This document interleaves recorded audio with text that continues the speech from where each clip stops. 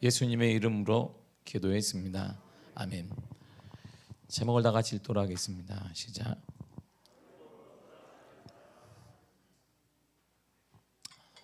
2016년 3월에 평소 바둑을 즐기던 사람부터 저처럼 흰 돌과 검은 돌을 구분하는 것 말고는 아무것도 볼 줄 모르는 사람들까지 TV 앞에 모여 있었습니다. 인공지능 알파고가 인간 바둑 최고수 중 한 명으로 꼽히는 한국의 이세돌 구단과 도전했기 때문입니다. 그리고 그 결과는 우리가 너무나 잘 알다시피, 우리 모두가 알다시피 4대1로 알파고가 대승을 거뒀습니다. 사람들은 얘기했습니다. 그래도 1승을 거둔 게 어디냐. 다 결과에 깜짝 놀랐습니다. 당연히 인공지능이 아무리 답습한다 할지라도 이세돌이 이길 것이다. 세계 최강이니까. 이 결과에 놀란 바둑계 인사들뿐만 아니라 한국 사람들만 놀란 것이 아니라 전 세계 모든 사람들이 깜짝 놀랐습니다. 전 세계 인공지능 과학자들과 인문학자들은 물론 평범하게 하루하루를 살던 모두가 충격에 빠졌습니다. 때마침 이때 영국에서는 금융용 인공지능에 밀려서 500명의 금융투자 전문가들이 해고가 되고 말았습니다. 그리고 미국의 100년 된 로펌에서 세계 최초로 인공지능을 인간 변호사 대신에 채용했다는 뉴스가 전해졌습니다. 우리가 생각한 보다 예상보다 이 시대가 좀 급박하게 돌아가고 있습니다. 빠른 기술의 진보와 그것도 인간의 추상화 능력을 베어버린 기계의 등장에 따라 터미네이터 시리즈나 매트릭스 시리즈가 이게 우리 현실화되는 게 아닌가라고 사람들이 긴가민가 했는데 지금은 가능하겠다라고 사람들이 생각하기 시작했습니다. 그래서 우리가 디스토피아를 사람들이 꿈꾸는 것이 아니라 실질적으로 가능하겠다, 이렇게 생각을 하기 시작한 것입니다. 그래서 농담 반 진담 반으로 이런 얘기가 현실이 되는 것 머지 않았다라고 말하고 우리 삶 가운데 느껴지기도 합니다. 구글이 진짜로 스카이넷을 만들어서 우려 아닌 우려를 사람들이 과연 모든 걸 통제하는 게 아니겠는가, 전 세계 모든 일거수일투족을 통제하는 게 아닐까라는 생각까지 도달하게 된 것입니다. 우리가 지금 까마득하게 모르는 사이에 지금 전 세계는 인공지능에 의해서 지배를 받는 시대가 점점 우리 앞에 다가가고 있습니다. 그래서 우리는 미래는 살아보지 않았지만 메타버스를 통하여서 우리는 전 세계 사람들을 만나기도 하고 미래도 꿈꿔보고 현실의 모든 것들을 우리는 다 체험할 수 있습니다. 10년이면 강산이 변한다는데 이거 옛말입니다. 우리 시대는 10년이면 강산이 변하는데 지금은 1년에 강산이 변하는데 그것도 옛말입니다. 메타버스에 들어가게 되면 지금도 하루에 몇십 번을 짓고 부수고 할 수 있습니다. 실질적으로 그들이 꿈꾸던 세계, 자신만의 원하는 세계를 짓기도 하고 무너뜨리기도 하는 것이 가능하고 이것을 현실화하는 것도 어렵지 않게 된 것입니다. 현실이 지금 이렇게 돌아가고 있어요. 이러한 시대에서 우리는 묻는 거예요. 신앙에 과연 힘이 있겠는가? 과연 신앙이라는 게 이러한 현실 속에서 정말 힘이 가능할까? 이런 의문을 많은 사람들이 갖기 시작한 것입니다. 또한 사람들은 이제 농담이 아니라 사람들 사이에서는 다소 진지한 질문도 하게 됐습니다. 인간은 이제 창조주가 되는 거 아니야? 이렇게 말해요. 아니, 보이지 않던 AI 인공지능으로 대체되는 거 아니야 우리가? AI와 인간은 평화롭게 그럼 공존할 수 있을까? 영화를 보게 되면 AI가 인간을 지배한다는데 그 시대가 오는 거 아니야? 인간처럼 사유하고 감정이나 생각을 할 수 있는 로봇이 등장하는 건 아닐까? 그렇다면 인간다움이란 뭐지? 이런 깊이 있는 철학의 문제를 사람들이 질문하기 시작했어요. 인간다움이 뭐야 그렇다면 이 시대에? 그걸 인간이 잊어버렸습니다. 너무나 빨리 사람들이 묻혀버렸어요. 빠른 시대 속에 하루하루를 살아가며 미래를 꿈꾼다는 이 생각 때문에 도대체 인간다움이 뭔지를 잃어버렸어요. 그러니까 인간다움이 뭔지를 정의를 내려야 인간에게 필요한 건 무엇인지 알고 무엇 때문에 우리가 살아가는지 알고 창조주가 왜 존재하는지 아는데 우리가 인간다움을 묻는 시대가 지나버렸습니다. 윤리, 가치, 정의, 인간다움의 개념이 조금씩 사람들에게 놀랍게 오늘날 다시 화두가 된 거예요. 삶의 패턴 또한 많이 변화됐습니다. 코로나 시기를 맞아 이런 모습이 너무 쉽게 관찰되고 있습니다. 사람들이 오늘날 이제 사람과 사람이 만나는 대면을 만남보다 만남을 싫어합니다. 미디어를 통해 특히 온라인 미디어를 보는 더 익숙하고 더 많은 시간을 거기서 보내고 있습니다. 경제 불안감이 커지면서 확장, 성장보다는 이들은 현상 유지에 중점을 두고 있습니다. 자신의 니즈 그리고 자신의 필요를 채워주는 것에 관심을 갖습니다. 그것이 무엇이든 말이에요. 대통령 기준이 뭡니까? 내 필요 이런 거예요. 그건 나이가 젊을수록 더 민감하게 반응합니다. 우리 세대에는 그래도 넘어가면은 우리 옛날에 꿈꿨던 건 나라를 위해, 국가를 위해, 국가 미래를 위해 이런 건 나이가 젊을수록 이런 건 필요 없습니다. 내게 필요한가? 내 필요를 과연 대통령이 채워줄 수 있느냐? 그러면 그것은 좌우 필요하지 않습니다. 그 사람의 대통령이 되면 되는 것입니다. 오늘날 이런 시대예요. 그러면서 공동체 개념이 점점 희박해져 가고 있습니다. 예전에 차량 공유 서비스 한때 유명했습니다. 차량 공유 서비스, 차량을 이용하기도 하는 거. 그런데 사람들이 코로나를 딱 맞아 안전하지 않구나, 공유하는 것은. 그래서 자동차 업계가 다시 막대한 기회가 찾아온 것입니다. 당연히 사람들은 많은 군종이 모이는 것을 피합니다. 비대면 매장을 찾습니다. 사람들이 따라오는 거, 사람들이 간섭을 싫어해. 아무도 없는 비대면 매장은 내가 보다가 그냥 사서 착 찍으면 되는 것입니다. 그리고 사람들은 건강한 라이프 스타일을 추구하면서 더 그쪽에 건강과 그쪽에 관심을 갖기 시작했습니다.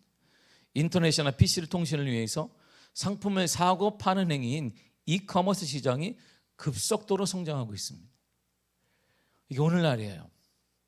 오늘 우리 시대 여기서 이렇게 살고 있어요. 그래서 사람들 계속 묻는 거예요. 그런데 이런 시대에 신앙이 뭐지? 이런 말이야. 과연 이러한 시대 속에서 우리는 신앙으로 살아갈 수 있을까?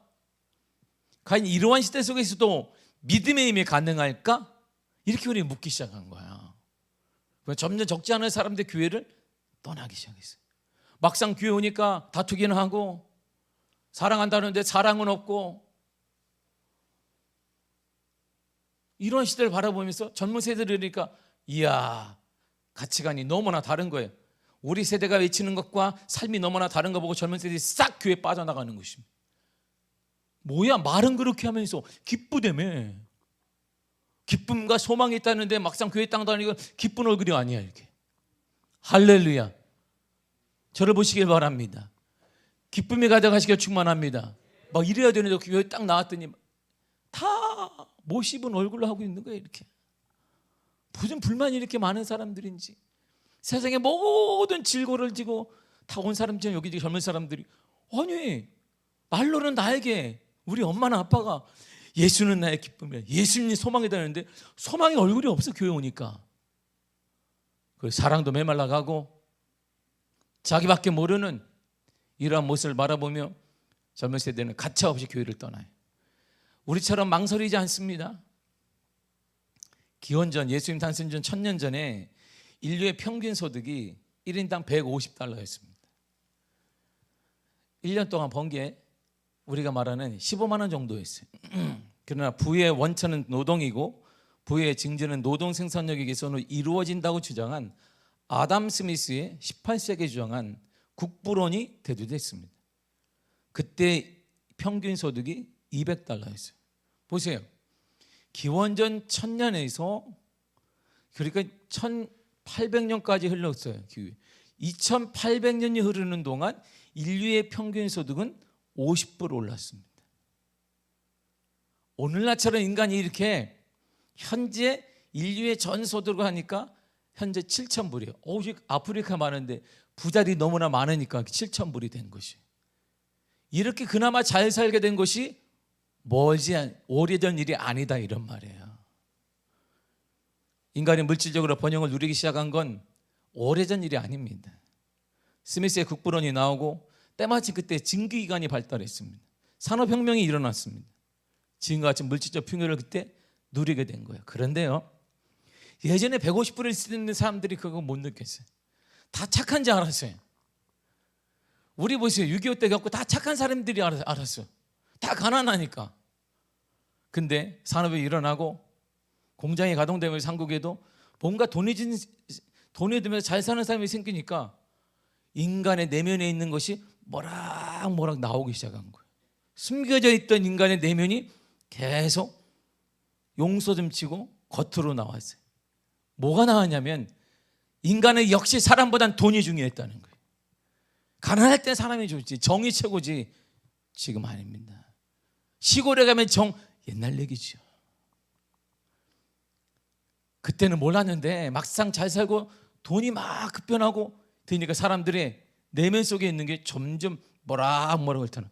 근데 그 내면의 문제가 신앙의 힘으로도 점차는 꺾기가 힘들다는 것이. 그래서 인간은 지금처럼 이 물질의 힘을 가지고 뭔가 지배하려는 욕구가 생기게 된 거야. 인간에게 내재되어 있는 본능을 자극하고 부에 집중하려고 한 것은 오늘날의 문제뿐만 아닙니다. 아브라함은 지금부터요 4,000년 전의 사람이에요. BC 2,000년이 더 넘은 사람이니까. 그러니까 4,000년 훨씬 전의 사람이 아브라함이고 그와 동시 사람이 욥이에요. 근데 아브라함 시대에도요 평범하게 살았겠지. 그는 인간적인 사람, 모든 사람들이 가난하니까. 그렇지 않았어요. 아브라함과 조카 롯이 함께하지 못한 이유를 성경은 정확히 이렇게 말합니다. 창세기 13장 6절입니다. 시작. 그 땅이 그들이 동거하기에 넉넉하지 못하였으니 이는 그들의 소유가 많아서 동거할 수 없었음이니라. 아멘. 함께하지 못한 이유가 딱 하나예요. 돈이 많아서. 돈이 많으니까 함께할 수 없는. 그러니까 이 말을 딱 빼면 돈이 없을 땐 함께 잘 살았다. 작은아버지 그래 잘 살아서 돈이 없을 때. 근데 돈이 많으니까 잘 살지 못해요. 깨어져요. 배신이라는 말이 나와요. 상처가 나온 거예요. 에서와 야곱 문제를 보세요.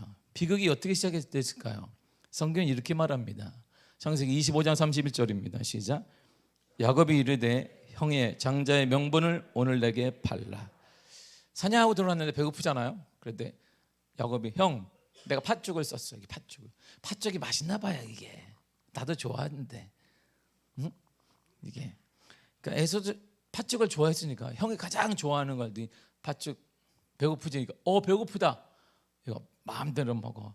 장자의 명분 내게 팔으니까 그까지 장자 보이지도 않는 거 네가 가져라. 얘다 가져라 하고 팔아버렸단 말이야. 이스라엘에서는 그런데 장자는 특별한 권리를 가졌습니다. 장자는 그 가문과 기업을 이어갈 뿐만 아니라 나아가 그 한 부족의 족장 역할도 감당했어요. 성경에 나오는 족보의 명칭이 바로 대부분 장자의 이름에서 나온 거예요. 그래서 르벤 하면 르벤 이름을 따서 르벤 지파가 나온 것이고 유다 지파도 유다라는 이름으로 나오게 된 것이죠. 그리고 장자는요 좋은 게 하나가 있었는 게 뭐냐면 아버지가 유산을 분배할 때 2배를 주었습니다. 이게 장자가 가장 원했던 거예요. 에서는 그 당시에 당연히 잘 살았단 말이에요. 왜? 야곱은 우리가 성경에서 보았듯이 몸이 약했어요. 사냥도 못했어요. 그런데 힘도 좋으니까 당시는 노동지박사회니까 에서는 장자 아니어도 돈도 많이 벌고 땅도 많았단 말이에요. 사냥도 많이 하니까 당연히 장자권 없어도 살만했다 이런 뜻이거든요. 그러니까 야곱은 볼 때 자기가 힘이 없으니까 장자 명분을 산 거예요. 왜요? 그러면 아버지가 돌아가실 때 2배는 받을 수 있는 거예요. 왜 야곱이 장자의 명분을 샀을까요? 2배. 돈 문제, 돈에 띄었단 말이에요. 그래서 그가 어떻게 할 수 있냐면 돈에 띈 그가 가장 원통한 게 뭐냐? 외삼촌 집에 가서 결국 외삼촌의 약조에 따라 잘 양육했더니 서로 양을 잘 키웠는데 외삼촌이 돈을 안 주니까 화가 난 거예요. 다 돈에 연관되어 있는 것이죠. 가룟 유다가 스승인 예수님을 유대인에게 팔아 넘긴 이유 또한 같습니다. 마태복음 26장 15절이에요. 시작. 내가 예수를 너희에게 넘겨주리니 얼마를 주려느냐 하니 그들이 은 30을 달아주거늘. 아멘. 왜 팔았어요? 돈이에요. 돈이 그렇게 중요해요. 돈이 얼마나 좋아하냐면 예전에 구세주며 소망이 되시며 나의 영원한 메시아가 되시며 이렇게 고백했던 가룟 유다가 은 30냥에 팔은 거예요. 그러니까 가론 유다 생각할 때 예수님은 은 30냥 가치밖에 안 되는 거예요. 구원자, 그에게 예수님의 가치는 은 30냥이에요. 그걸 주고 팔아버렸습니다. 이처럼 인공지능이 발달하고 사회 전반적인 환경 자체가 급속도로 변화되고 있는 현실에서도 지금이나 예전이나 변화되지 않는 것이 있어요. 사람들은 틈만 나면 젊은이들이 코인에 투자합니다. 주식을 사들입니다. 영끌족이라는 말도 있어요. 영혼을 끌어서라도 산다. 아파트를 다 샀습니다. 뭐예요? 인공지능이는 뭐든 아무리 발달해도 인간에 내재되어 있는 게 하나 있는데 돈에 대한 욕구가 있는 거예요. 이 돈에 대한 욕구는 예전부터 있었던 거예요. 아브라함부터, 믿음의 조상인 아브라함부터, 이삭부터 야곱에게까지, 제자들에게까지 있었단 말이에요. 걱정하지 않고 잘 살고 싶은 욕구. 놀랍게도 이것만은 인간에게 변화되지 않습니다. 절대 변화가 안 돼요. 6.25 세대나 그전 세대나 오늘날이나 인공지능이 발달하고 AI가 나오고 인류가 어떻게 할지 모르는데, 그런데 거기에도 항상 끼어있는 게 돈이에요. 인간의 적지 않은 부분이 경제로 돈 때문에 일어납니다. 돈의 힘 앞에 사람은 작아져요. 반대로 돈의 힘 앞에 사람은 커지기도 합니다.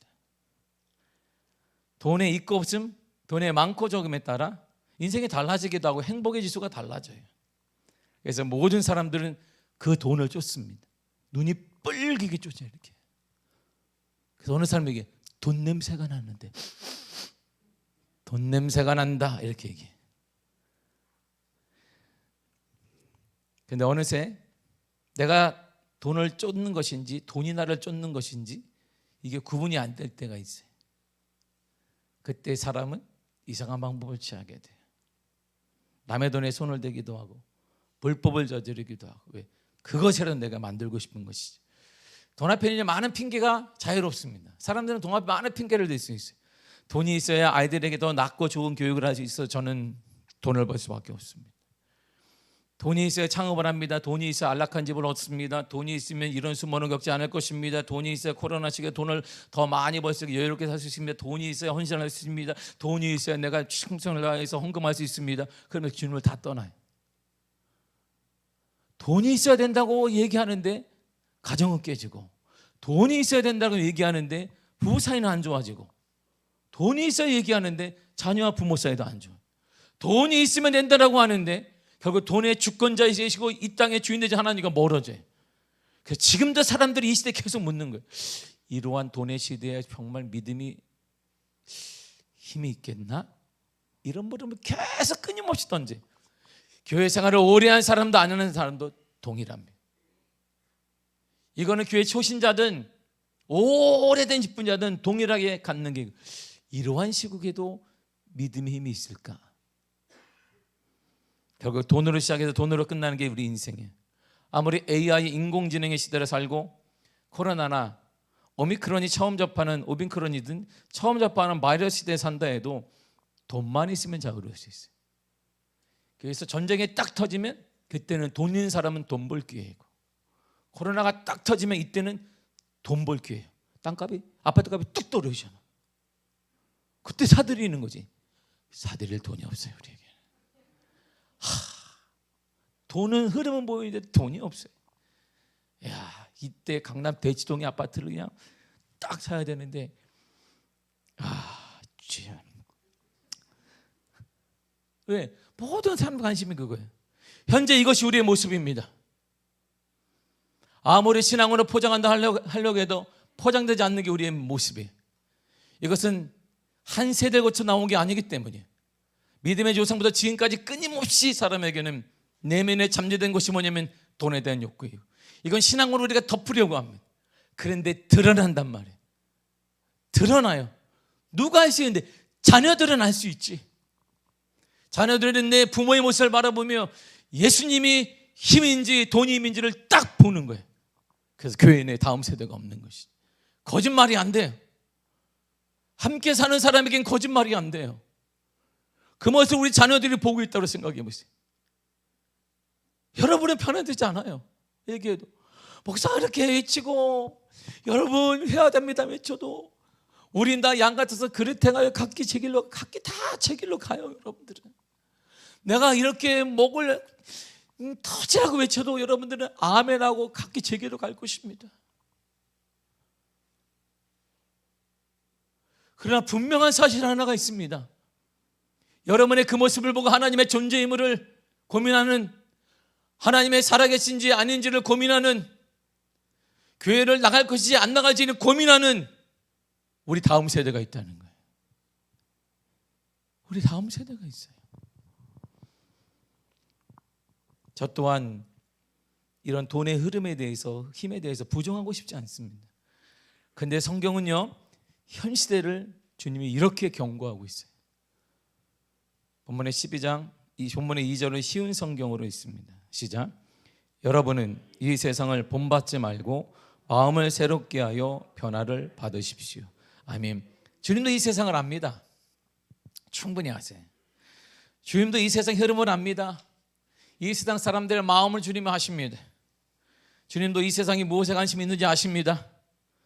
주님은 이 세상에 무엇에 힘이 있다고 하시는지 다 압니다. 그러면서 주님 말씀하십니다. 그래, 안다. 그러나 내가 세상을 잘 안다. 그러나 너희들, 믿음의 사람인 너는 이 세상을 본받지 말아라. 이 세상 같은 마음을 갖지 말아라. 변화되라. 돌이키라는 것입니다. 그렇다면 말이에요, 이 세상을 본받지 말고 이 세상을 향하던 마음이 변화되면 이런 분별력이 생긴다는 거예요. 본문의 뒷부분을 쉬운 성경으로 읽겠습니다. 시작. 그러면 여러분은 하나님의 선하시고 기뻐하시고 온전하신 뜻이 무엇인지를 분별할 수 있게 될 것입니다. 아멘. 우리가 세상을 본받지 않게 되면, 딱 끊게 되면 그때 보인다는 거야. 그전에 안 보이죠? 그전에 하나님이 안 보여요. 여러분, 그전에 절대 하나님이 보이지 않습니다. 그건 취미생활이에요. 그건 동아리 활동이라 그러지, 종교가 예수를 믿는 게 아닙니다. 우리가 딱 이 세상의 흐름을 본받지 않게 되면 그때 하나님이 보여요. 그때 하나님의 선한 뜻이 무엇인지, 온전하신 뜻이 무엇인지, 기뻐하는 게 무엇인지 그때 눈이 들어와요. 그게 신앙생활의 묘미라고 그러는 거야. 세상 사람들이 알 수 없는 그 하나님이 내 눈에 들어와요. 아, 이것이구나. 이게 믿음이구나. 그때 들어와요. 어떤 시련이 와도 그때부터는 흔들림이 없어요. 하나님이 함께 하기 때문에. 이야, 이런 복된 게 우리 안에 있는데. 그렇다면 하나님의 선하시고 기뻐하시고 온전한 뜻이 무엇인지 성경이 말해주거든요. 그 뜻을 분별해서 어떻게 살기를 원하실까. 자, 이제 갈렙을 보시면요, 모세가 하나님의 은혜 가운데 홍해바다를 건넜어요. 그리고 이제 약속대로 하나님이 홍해바다를 건너고 이집트에서 200만 명을 만약에 데리고 건넌다 그러면 가나안 땅까지는 7일밖에 안 걸려, 걸어서 이렇게. 그리고 이제 우리 청년들처럼 힘이 있다 그러면 5일 만에 갈 수 있어요. 이렇게 걸어서 이렇게. 그 물도 있고 뭐 채소만 먹는다 그러면 4일 만에도 갈 수 있어요. 그리고 지금 좋은 차를 타고 가면 3시간 반 만에도 가요. 그 거리야. 그러니까 모세가 딱 볼 때, 아, 이제 우리가 거기 들어갈 수 있겠다, 준비를 해야지 하고 12지파 대표를 뽑았네요. 지휘자를 뽑아서, 자, 40일간 정탐하고 와라. 어디에 무엇이 있는지, 산인지 성이 있는지 아니면 평지에 이들이 지었는지, 이들이 무기가 철기 문화인지 청동기 문화인지 그걸 다 적어와. 그래, 보고해라 그랬어요. 40일간 이들이 보았더니 철기 문화를 처음, 지금까지는 이들이 이집트에서는 청동기 문화였는데 철기 문화를 처음 봤어. 어머, 와, 저런 것도 있고, 키도 커. 오, 정착하고 있어요. 키가 크죠. 떠돌아다니는 사람은 작아요. 왜? 온전히 수분 섭취나 영양분이 부족하기 때문에. 근데 정착을 하니까 배도 따뜻하고 이제 먹을 거 많으니까 키가 점점 크게 되죠. 40일 후에 돌아왔습니다. 12명이 돌아와서 10명이 같은 보고를 이렇게 했어요. 모세요, 이스라엘 백성들아, 들으라. 내가 갔다 왔거니 우리가요 이롭디다. 보세요. 민수기 13장 31절에 33절입니다. 시작. 그와 함께 올라갔던 사람들은 이르되 우리는 능히 올라가서 그 백성을 치지 못하리라. 그들은 우리보다 강하니라 하고 이스라엘 자손 앞에서 그 정탐한 땅을 악평하여 이르되 우리가 두루다니며 정탐한 땅은 그 거주민을 삼키는 땅이요 거기서 본 모든 백성은 신잔이 장대한 자들이며 거기서 네피림 무선이 아낙 자손의 거인들을 보았나니 우리는 스스로 보기에도 메뚜기 같으니 그들이 보기에도 그와 같았을 것이니라. 아멘. 그들이 악평을 했습니다. 모세요, 이스라엘 백성 내가 우리가 보았는데 우리는 메뚜기다, 메뚜기. 우리를 가면 다 죽어. 그들은 처음 창을 들고 웬만하면 다 칼 차고 있다. 철기 문화로. 키도 엄청 크고 인구도 많고 문화도 발달했고 전쟁이 기본이고, 우린 전쟁할 사람 없잖아. 한 번도. 노예들인데 우리 가면 전멸한다. 메뚜기 신드롬에 빠진 거예요. 메뚜기밖에 안 돼. 메뚜기는 어떻게 밟으면 죽는단 말이에요, 사람이. 그 정도라는 거예요. 이 말을 듣고 모두 밤새 통곡했습니다. 민수기 14장 1절을 보니까 밤새 통곡. 힘이 나서 전쟁 준비는 하지, 힘이 나니까 통곡. 사람이 원래 그래요. 기쁨은 금세 끝나는데 남욕할 때는 밤새도 안 지쳐. 우리잖아요. 그러니까 이들이 밤새 통곡했어. 그리고 모세와 아론을 향해 원망했어요. 니들이 죽을 데가 없어 여기 우리를 데리고 왔느냐. 하나님께 지시를 받은 거 잘못된 거 아니냐. 우리 다 죽게 생겼다. 여기가 우리의 마지막이라면 왜 데리고 왔느냐. 이집트에 있었으면 그래도 살 수는 있었다. 고기도 먹었다. 주인이 기분 좋으면 메론도 부치도 좋았다. 함부로 죽이지 않았다. 죽일 데가 없어 여기 데리고 왔느냐. 근데 그때 갑자기 갈렙과 여호수아가 손을 딱 드니 아닙니다. 우리도 보고 왔습니다. 근데 그 땅은 그런 땅이 아닙니다. 우리가 보고 왔는데요, 그 땅은요 이런 땅이에요. 이렇게 보고를 해요. 민수기 14장 8절과 9절입니다. 시작. 여호와께서 우리를 기뻐하시면 우리를 그 땅으로 인도하여 들이시고 그 땅을 우리에게 주시리라. 이는 과연 젖과 꿀이 흐르는 땅이니이다. 다만 여호와를 거역하지는 말라. 또 그 땅 백성을 두려워하지 말라. 그들은 우리의 먹이라. 그들의 보호자는 우리에게서 떠났고 여호와는 우리와 함께 하시느니라. 그들을 두려워하지 말라. 아멘. 보세요. 동일한 걸 보고 왔거든요. 아닙니다. 하나님 우리와 함께 하시면 그들 우리의 밥입니다. 충분히 이깁니다. 그들의 신들은 떠났고 하나님 우리와 함께 하십니다. 우리가 갑시다. 그랬더니 사람들이 막 이렇게 아멘 할 줄 알아요. 할렐루야. 그때 우리가 이스라엘 백성이면 그냥 40년 안 지나고 바로 천국에 들어가요. 할렐루야. 이렇게 해야 되는데 그 말을 딱 듣자마자 이들이 돌을 다 들었어요. 반응이 아멘이 아니라 돌 들어서 이게 돌을 던질려고 그래. 돌 들어서 죽이려고 그랬단 말이에요. 저게 우리를 속여서 우리를 죽이려고 그래. 얘들이 돌을 들었습니다. 그래 돌을 더 죽이려고 하는데 성막에서 연기가 확 피어났어요. 이스라엘 백성들이 가장 두려웠던 성막, 하나님과의 만남이 있는 그 장소에서 하나님의 계시가 들리기 시작했어요. 모세가 그쪽을 들어간 거야. 그때 멈춰라. 하나님이 말씀하신다. 그때 이들이 하나님에 대한 두려움은 남았기 때문에 성막으로 모세가 들어갔습니다. 그리고 하나님은 이렇게 말씀하셨어요. 하나님이 모세에게, 민수기 14장 24절입니다. 시작. 내 종 갈렙은 그 마음이 그들과 달라서 나를 온전히 따랐은지 그가 갔던 땅으로 내가 그를 인도하여 드리리니 그의 자손이 그 땅을 차지하리라. 아멘. 갈렙은 그들과 달랐다. 갈렙은 세상을 달랐다. 갈렙은 오늘로 말하게 되면 로마서 12장 2절에 보니까 세상을 본받지 않았다. 어떻게 달랐는데? 온전히 나를 따랐다. 전적으로 나를 따랐다. 세상을 따른 것이 아니라 온전히 전적으로 100% 내 말만 따랐다. 이게 다르다는 개념이에요. 여러분, 이것이 로마서 12장에 나온 다르다는 개념이 이것입니다. 세상의 흐름을 쫓는 것 아니고 세상과 쫓는 것이 아니라 세상을 본받는 것이 아니라 온전히 하나님을 쫓고 온전히 하나님 말씀에 반응하고 온전히 하나님 말을 따라가는 것입니다. 지금도 가능합니다. 할렐루야. 지금도 역사는 동일합니다. 믿음에서 아브라함을 보세요.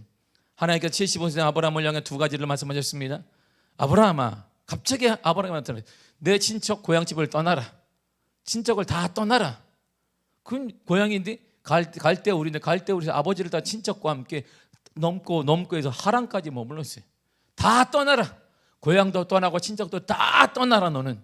그리고 내가 너에게 지시할 땅으로 가라 그랬어요. 그런데요, 잘 들으면 이런 말이에요. 내가 너에게 보여줬지 그 땅, 이런 말이 아닙니다. 보여주지도 않았어요. 지시할 땅으로 가라. 지금 지시 안 했어요. 앞으로 보여줄 거야. 그냥 가 이랬단 말이에요. 이게 하나님의 명령이에요. 그 땅이 어디인지도 몰라요. 정보도 없습니다. 이스라엘 백성들은 그나마 가나안이라는 정보가 있단 말이에요. 근데 아브라함의 정보가 하나도 없습니다. 어디로 가라는 건지, 이집트로 가라는 건지, 사우디로 가라는 건지, 쿠웨이트로 가라는 건지, 이라크로 가라는 건지, 이란으로 가라는 건지, 아프리카로 가라는 건지 아무 말이 없어요. 일단 떠나. 너희 친척 아버지 집을 떠나라. 갈대아우를 떠나고 친척들을 떠나라. 하란을 떠나. 그 내가 너에게 지시할 땅으로 가. 안 했는데요. 가 이랬어요. 이럴 때 세상은 행동하지 않아요. 이런 상태에서 행동할 때 그런 사람을 세상은 바보라고 합니다. 아니면 미쳤다라고 말해요. 아니면 무책임한 사람이라고 말합니다. 정말 무책임해. 당신 와이프 있잖아. 조카도 있잖아. 이 사람 정말 무책임하네. 가장이잖아. 네 작은 아버지 돌봐야 되잖아. 정말 무책임한 이 사람. 이렇게 말해요. 그런데요, 아브라함이 놀라운 반응을 합니다. 창세기 12장 4절입니다. 시작. 아브라함이 여호와의 말씀을 따라갔고 롯도 그와 함께 갔으며 아브라함이 하란을 떠날 때에 75세였더라. 아멘. 젊은 사람이 아니에요. 이제 어떻게 살까? 노년은 어떻게 살까? 걱정해야 될 때요. 그런데 그가 딱 따라간 기준이 딱 하나입니다. 여호와의 말씀을 따라갔다.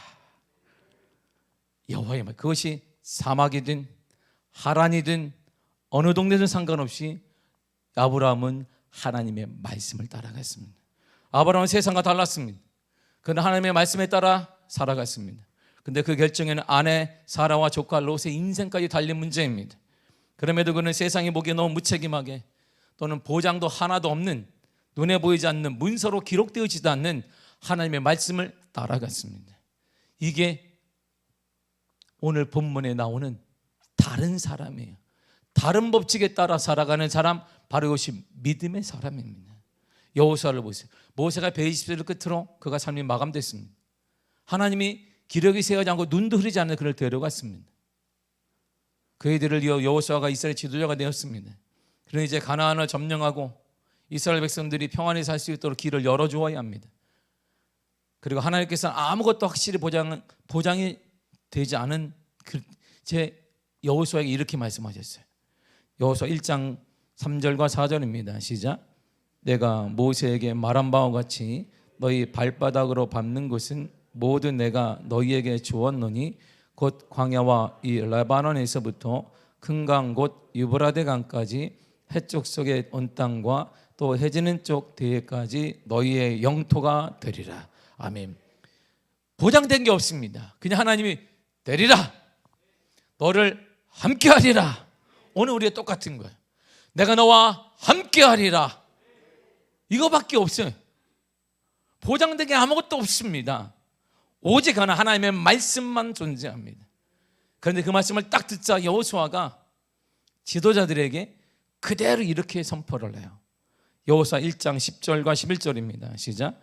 이에 여호수아가 그 백성의 관리들에게 명령하여 이르되 진중에 두루다니며 그 백성에게 명령하여 이르기를 양식을 준비하라. 사흘 안에 너희가 이 요단을 건너 너희 하나님 여호와께서 너희에게 주사 차지하게 하시는 땅을 차지하기 위하여 들어갈 것임이니라 하라. 아멘. 보세요. 여호수아가 딱 되자마자 지도자는 들으라. 하나님께서 진중에 다 모이는 것들이 우리에게 말씀하셨다. 양식을 준비하라. 하나님이 우리에게 주신 그 땅 차지하게 될 것이다. 가자! 이랬어요.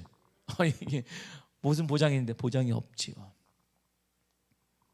증서도 없지요. 아무것도 없어요.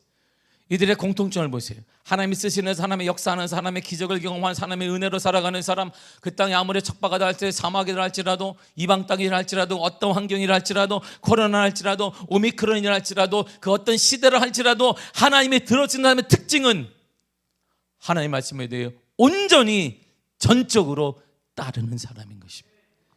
이 시대를 본받지 않는 것, 이 세상을 본받지 아니하고 하나님의 말씀을 온전히 따라가는 그 사람에게 오늘도 하나님의 기적과 은혜와 역사와 간증을 허락하시는 것입니다.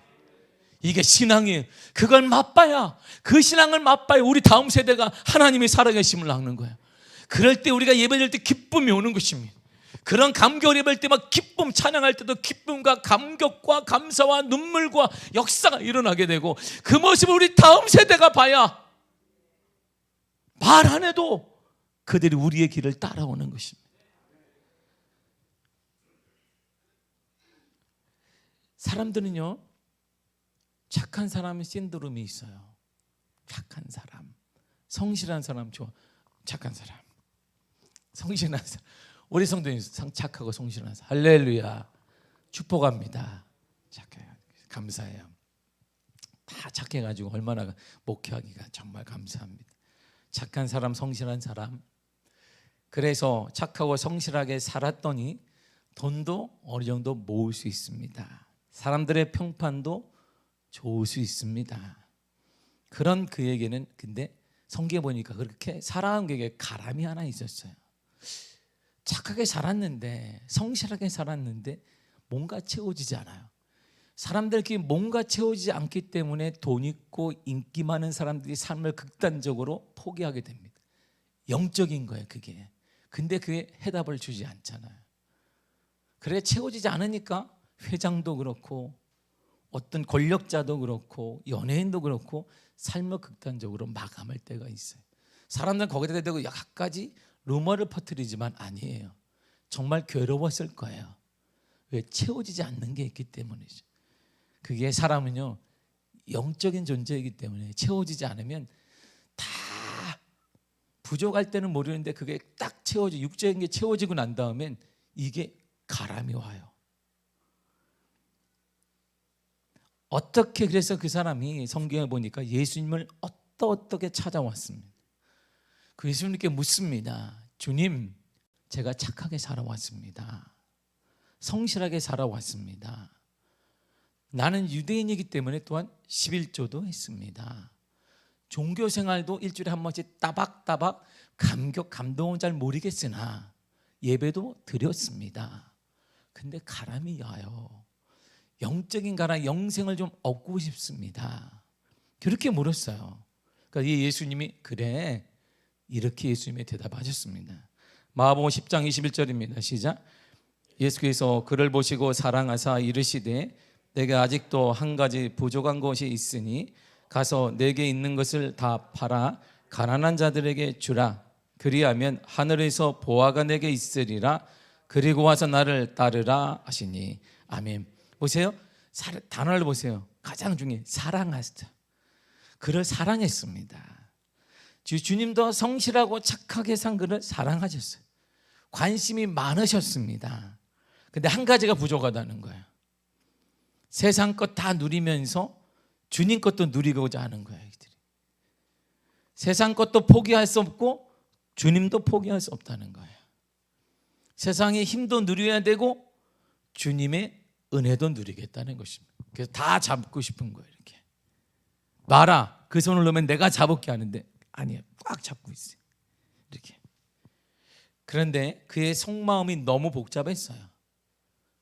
그래서 이런 결정을 그가 고민하다가 내리게 돼요.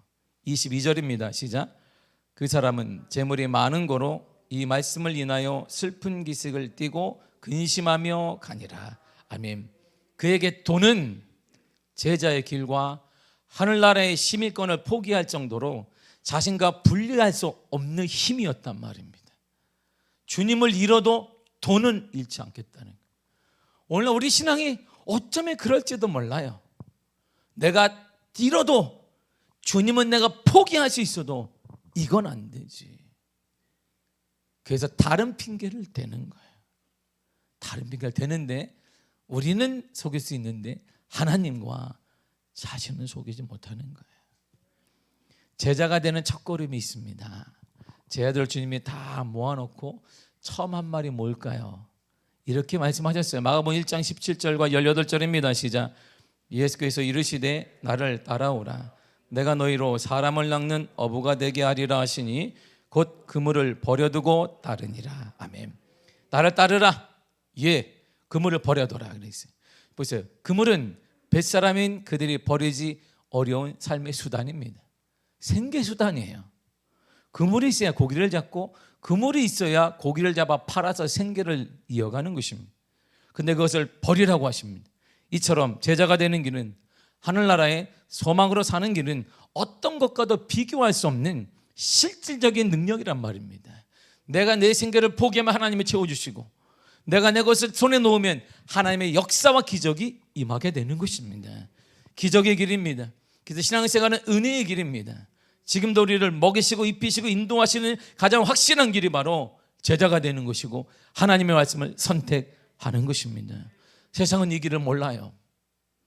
세상은 이 원리를 모릅니다. 모르기 때문에 이 교회도 오늘날 착각을 해서 교회가 세상의 방식으로 살아가고자 하는 것이, 그러니까 세상의 방식으로 한국교회가 살다 보니까 세상이 어려우니까 교회도 어렵고 세상이 어려우니까 교회 문도 닫게 되는 일이 곳곳에서 일어나게 되는 것입니다. 다시 복음 우리는 돌아가야 됩니다.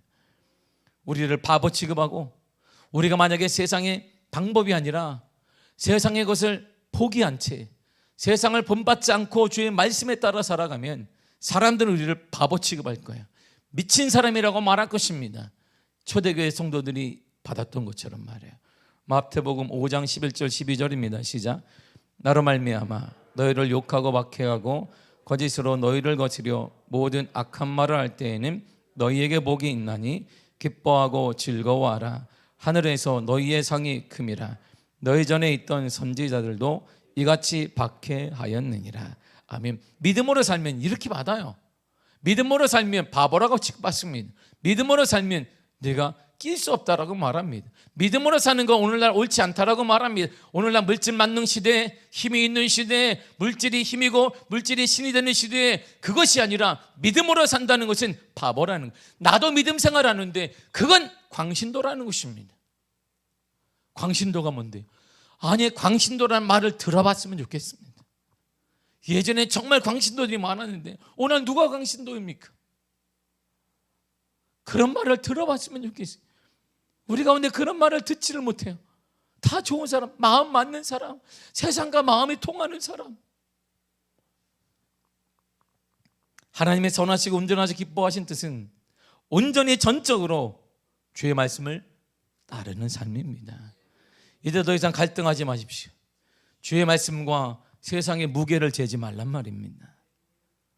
엘리야 시대에 바알이 하나님이 이쪽에 서고 여호와가 하나님은 이쪽에 서라 했을 때 이들이 중간에 가만히 서 있었어요. 엘리야가 다시 외칩니다. 여러분이여 들으라. 여호와가 하나님이면 이쪽에 서라. 바알이 하나님이라면, 물질이 하나님이라면 이쪽에 서라. 그들이 했더니 머뭇하였더라. 누가 힘이 세나 보겠다는 거예요. 이렇게 누가 힘이 세나 보겠다. 중간에 서서 회색지대에 서서 힘이 센 쪽으로 하겠다는 것입니다. 더 이상 갈등하지 마세요. 주의 말씀과 세상의 무게를 재지 마십시오. 두렵고 불안해도 어렵다 해도 주의 말씀을 선택하시기를 바랍니다. 그 길이 우리 교회가 살고 여러분의 가정이 살고 우리 다음 세대가 살고 우리의 미래가 사는 길입니다. 그래 하나님의 역사가, 우리가 말하는 하나님의 은혜가, 우리가 말하는 하나님의 기적의 은혜가 나타나게 되는 것입니다. 그래서 주님은 이렇게 말씀하셨습니다. 마지막 요한복음 26장 29절에 있습니다. 시작. 예수께서 대답하여 이르시되 하나님께서 보내신 이를 믿는 것이 하나님의 일이니라. 아멘. 예수를 믿는 게 하나님의 일이에요. 다른 게 하나님의 일이라면, 하나님의 일을 하고자 한다면 예수를 믿으십시오. 이 하나님을 믿으시기를 바랍니다. 이 시대에도 예수의 말씀을 믿고 전적으로 믿고 따르시기를 바랍니다. 우리를 구원까지 하시는 주님의 놀라운 신비에, 놀라운 은혜에 응답하는 신앙은 계산적이고 인간적인 계획이 아니라 온전한 믿음이자 그분께 모든 것을 내어놓는 참다운 신앙으로부터 시작되는 것입니다. 이 세상을 본받지 마십시오. 이것이 우리가 사는 길이에요. 우리는 하나님의 은혜로 살아가는 자들입니다. 그걸 보기를 바랍니다. 그걸 경험하기를 바라고 그 놀라운 은혜를 우리 다음 세대가 확연히 눈에 경험되기를 바랍니다. 이럴 때 거룩한 역사가 여러분의 삶을 주장하시고 이렇게 세우실 것입니다. 여러분은 충분히 일어날 수 있습니다. 우리 예수님의 도움으로 일어날 것입니다. 가정마다 일어날 것이고 직장이 일어날 것이며 사업체가 일어날 것이며 우리 교회가 일어날 것입니다. 뭘 통해? 오직 전적으로 하나님의 말씀을 쫓는 여러분들을 통해 이런 놀라운 은혜가 나타나게 되기를 간절히 축복합니다. 기도하겠습니다. 주님 감사합니다. 주의 은혜 허락하심을 감사드립니다. 날마다 복에 복에 노하시니 감사드립니다.